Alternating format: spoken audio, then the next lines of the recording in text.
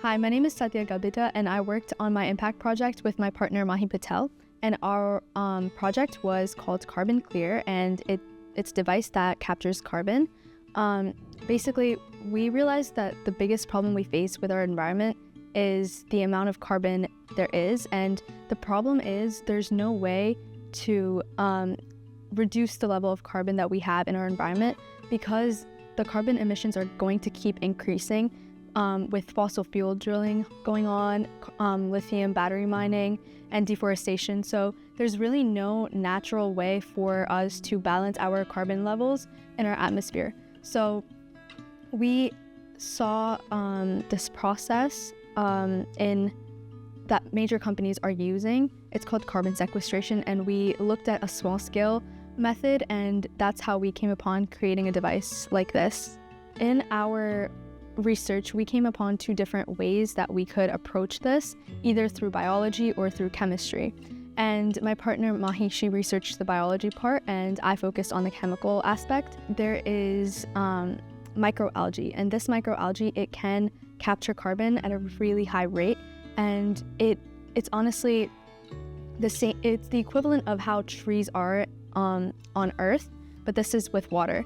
So we were planning on using this, but the issue is it's very expensive, and we don't have the proper resources to get that microalgae. So we decided to use the chemical materials that we have.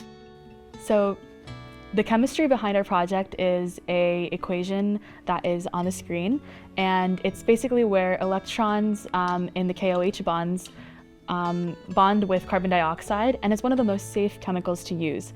We were also researching another procedure in which we consulted with our chemistry teacher, and she mentioned that it was not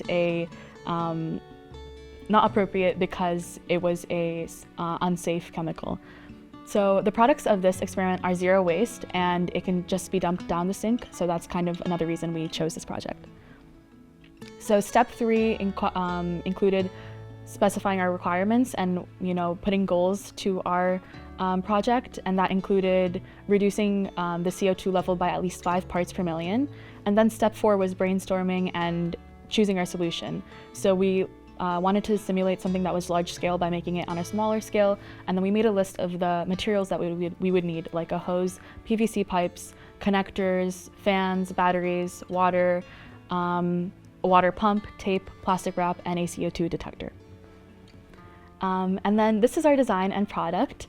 On the screen there is a video of the project, and that's taking you around the fan that was included, along with the CO2 filter and detector. So our results were really positive. We were able to decrease carbon level by 249 parts per million when we were only aiming for 5. So like I mentioned, this was just the final resolution to our project in terms of testing and meeting our goals. Before, the ppm in the environment was 906, and we got it to 657. So we were able to meet our goals and requirements, and our project was successful. So I guess our parting message for you is that it's time to take action. You also can recreate this type of project at your own house and hopefully decrease the carbon level in the area around you.